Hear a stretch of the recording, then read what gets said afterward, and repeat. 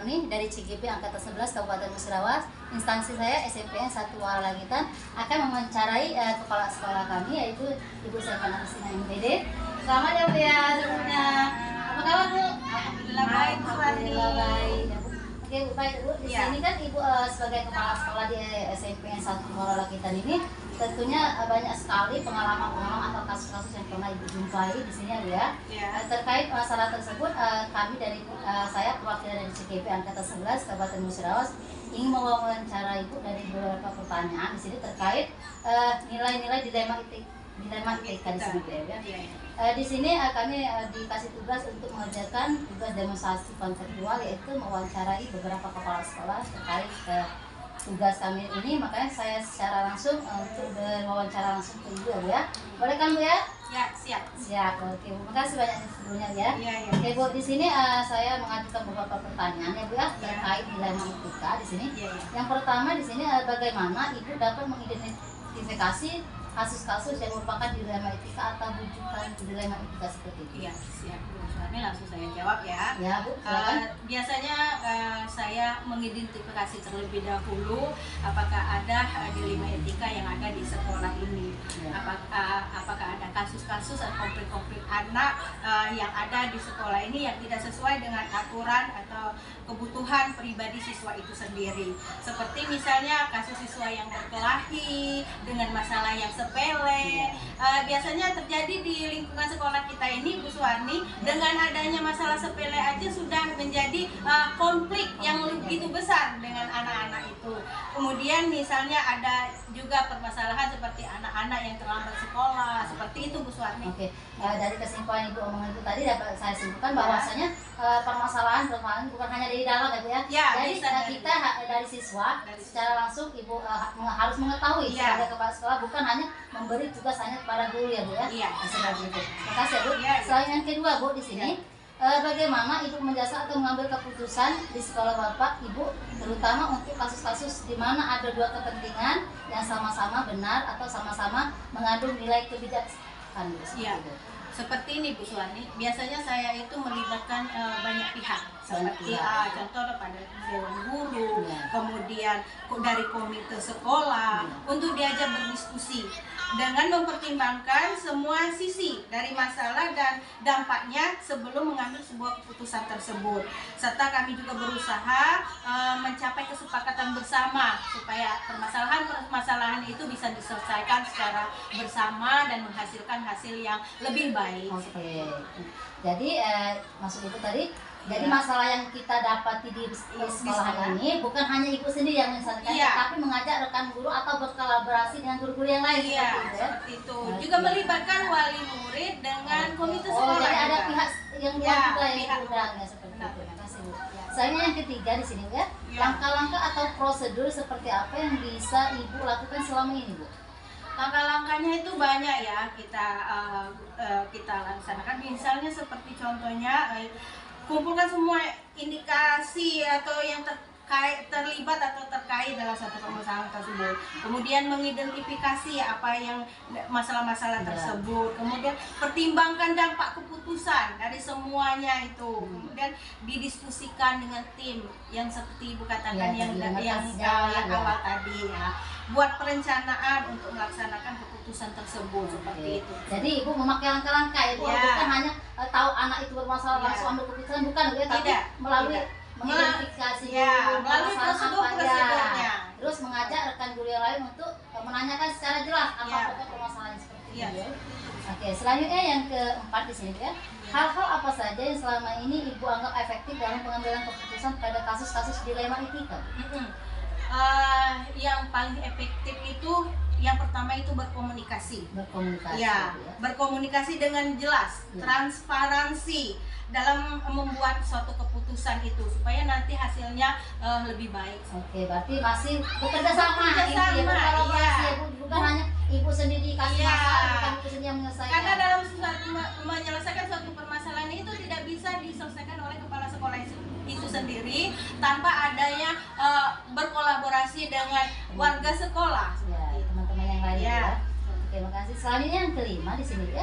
Hal-hal apa saja yang selama ini merupakan tantangan atau pengambilan keputusan pada kasus-kasus dilema etika. Tantangan apa sih yang Ibu dapatkan di sini? Biasanya tantangan yang termasuk dalam konflik kepentingan antara pihak-pihak sekolah yang terlibat Ya.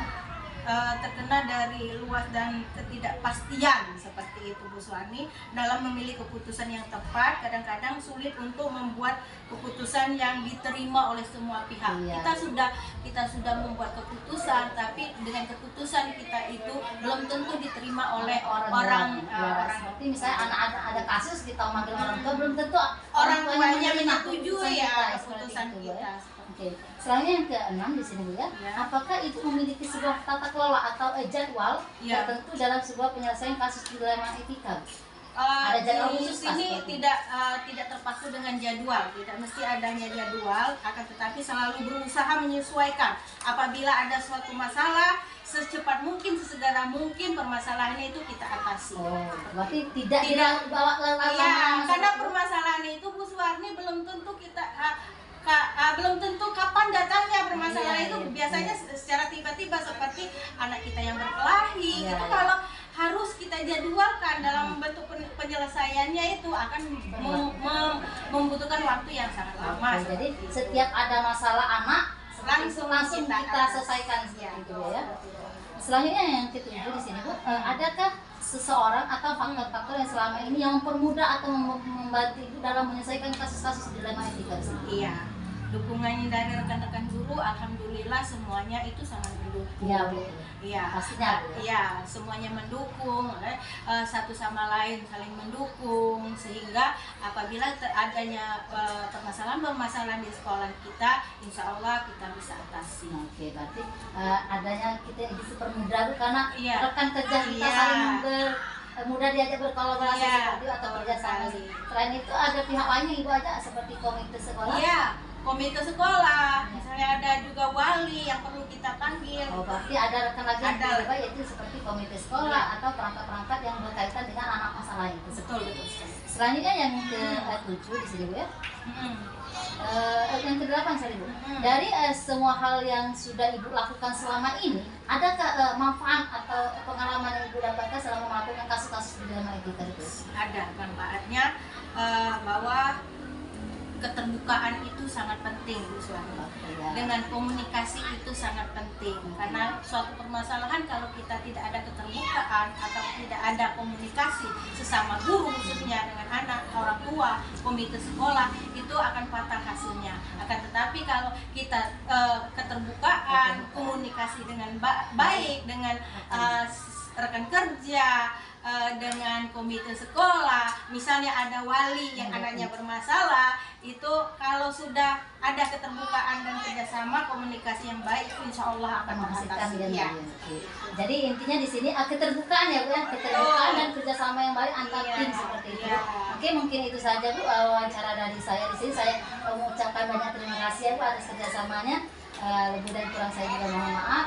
Sekali lagi terima kasih ya Bu ya. Ya, selamat. Assalamualaikum warahmatullahi wabarakatuh. Demikianlah hasil wawancara saya dari Kepala Sekolah SMP 1 Muara Langitan atas nama Ibu Seven Agustina. Saya ucapkan Assalamualaikum warahmatullahi wabarakatuh.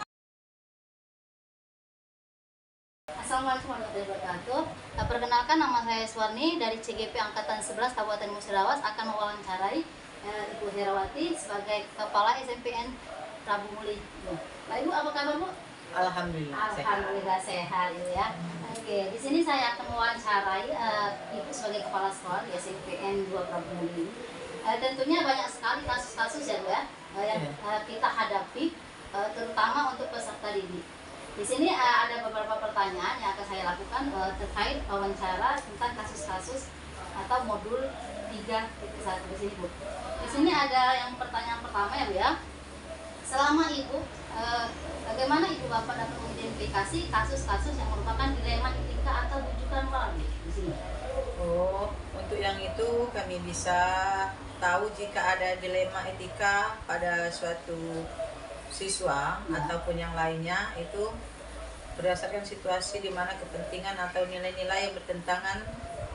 Misalnya jika ada siswa mengalami masalah di rumah dan itu berdampak pada sekolah, atau ketika ada keputusan yang sulit harus dibuat kita harus berhati-hati untuk dapat mendiskusikannya dengan baik. Oke, intinya Bu ya, jika anak yang ada masalah di rumah, terus siswa bawa ke sekolah, guru dan pada saat dilakukan pembelajaran, anak ada yang berenung misalnya Bu ya, di sini pihak sekolah ikut bertanya atau menanggapi hal apa yang menyebabkan anak tersebut ada masalah seperti itu Bu ya. Iya, terutama laporan dari guru di kelas. Oke. Kalau melihat kondisi anak di kelas merenung ataupun bagaimana, kita kan tahu berarti anak itu ada masalah. Oke. Makanya kita perlu cari tahu dan kemungkinan solusi ya, anaknya kita panggil. Oke, terima kasih. Selanjutnya Bu, ini pertanyaan yang kedua Ibu ya.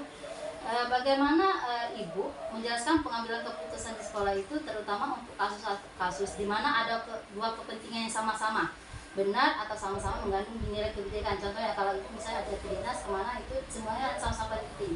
Hal pertama yang Ibu utamakan apa Bu? Yang pertama, walaupun kita tugasnya di luar, Ya. kita bisa mendiskusikan masalah itu lewat WA dulu ya. Ya. Untuk yang pertama, setiap saya keluar, dinas luar, saya selalu menitipkan dengan waka kurikulum ataupun waka kesiswaan termasuk guru-guru lain. Ya. Misalnya ada masalah, kita rembuk bersama, kita bicarakan masalahnya, kemudian cari jalan keluarnya.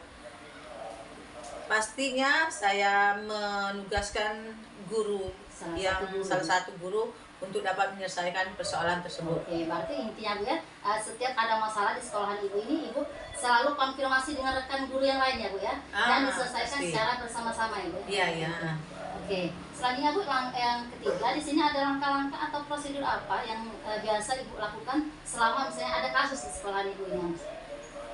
Yang pertama-tama mungkin kita cari informasi dulu, Ya. apa masalahnya. Ya. Kita cari informasi baik dari anak maupun dari siswa yang lain. Ya. Kemudian kita cari juga identifikasi masalahnya apa. Kemudian yang ketiga, kita bicarakan dengan rekan guru yang lain, dengan tim, bagaimana untuk mencari solusi dari masalah anak tersebut. Oke, terima kasih Bu, bagus sekali. Ini yang ada lagi yang keempat ya Bu ya. Hal-hal apa saja yang selama ini Ibu anggap efektif dalam pengambilan keputusan pada kasus-kasus dilema etika? Yang paling efektif yang jelas segala sesuatunya perlu kita diskusi, Ya. diskusi bersama bagaimana untuk memecahkan masalah tersebut. Ya. Kemudian baru kita mengambil keputusan. Artinya keputusan itu tidak diambil sepihak oleh kepala sekolah sendiri, tapi didiskusikan dengan rekan guru dan yang lainnya. Intinya Ibu melakukan kolaborasi Bu ya dengan rekan sejawat Ibu sesama guru-guru yang lain. Bukan Ibu hanya sendiri mengambil keputusan itu. Ya itu pasti untuk suatu organisasi, apalagi di sekolah perlu kolaborasi. Tidak mesti kepala sekolah yang memutuskan sendiri. Hanya kepala sekolah yang memutuskan sendiri. Oke Pak Ibu. Selanjutnya yang kelima ya Bu di sini. Hal-hal apa saja yang selama ini merupakan pantangan dalam pengambilan keputusan pada kasus-kasus dilema? Mungkin ada faktor tekan-tekanan dari berbagai pihak, atau kesulitan untuk memuaskan membuat keputusan itu ketika banyak faktor yang lain. Misalkan anak itu termasuk di sini kan banyak yang broken home, faktornya yang ini kita perlu memanggilkan orang tua sedangkan orang tuanya tidak ada, terpaksa harus memanggil neneknya pihak atau yang lain. Oke, seperti itu Bu ya. Jadi untuk memanggil pihak-pihak misal anak yang terkait kasus, kita memanggil pihak lain walaupun bukan orang tuanya tapi ada kaitannya dengan hubungan keluarga seperti itu. Yang jelas untuk dapat menyelesaikan masalah itu kita perlu memanggil pihak dari orang tuanya ataupun wali muridnya. Oke, yang selanjutnya di sini Bu ya. Pertanyaan yang keenam, apakah Ibu memiliki sebuah tata kelola atau jadwal tertentu dalam Ibu menyelesaikan kasus-kasus untuk dilema etika ini? Kalau jadwal yang tetap itu tidak ada, tapi setiap ada kasus, setiap ada masalah, selalu kita tangani dengan baik. Dengan baik dan secara bersama-sama. Secara bersama-sama. Dengan rekan guru seperti itu ya. Selanjutnya di sini Bu, satu lagi, adakah seseorang atau faktor-faktor yang selama ini yang mempermudah atau membantu Ibu dalam mengambil keputusan kasus-kasus dilema etika? Ada orang-orang tertentu nggak Bu misalnya? Yang jelas yang faktor-faktor orang-orang yang mendukung itu yang pertama guru-guru. Ya. Kemudian kami juga sering koordinasi dengan pihak lain bisa komite sekolah ataupun unsur-unsur pemerintah desa yang bisa kami tanya masalah anaknya. Berarti Ibu di sini selain melibatkan rekan guru, ada juga Ibu melibatkan pihak luar yaitu seperti komite sekolah atau perangkat-perangkat desa yang berkaitan dengan masalah anak di sekolah ini, Bu ya. Iya. Oke. Satu lagi Bu ya, yang terakhir ini semua hal yang telah disampaikan, pembelajaran apa yang dapat Ibu petik dari pengalaman Ibu selama mengambil keputusan dilema etika ini di sini? Yang jelas ini yang saya petik di sini, yang jelas untuk setiap masalah kita harus dapat berkomunikasi dengan baik dengan tim yang ada di sekolah ini, walaupun itu hanya sekedar TU bukan guru, tapi semuanya kita ajak untuk ikut terlibat dalam tim ini, bagaimana menyelesaikan masalah yang ada di sekolah supaya masalahnya dapat tuntas dengan baik. Oke, bagus sekali Bu. Mungkin itu saja kesimpulannya, berarti di sini setiap ada masalah bukan Ibu sendiri yang menyelesaikannya ya. Iya, Seperti pasti. contoh kasus-kasus anak, Ibu harus selalu melibatkan rekan-rekan guru yang lain seperti itu Bu ya. Mungkin itu Bu yang dapat saya tanyakan dengan Ibu untuk wawancara kita pada pagi hari ini Bu ya. Saya dari CGP Angkatan 11 berterima kasih sudah meluangkan banyak waktu ya Bu ya. Mungkin Ibu lagi sibuk juga, saya ucapkan terima kasih ya. Ya, sama-sama.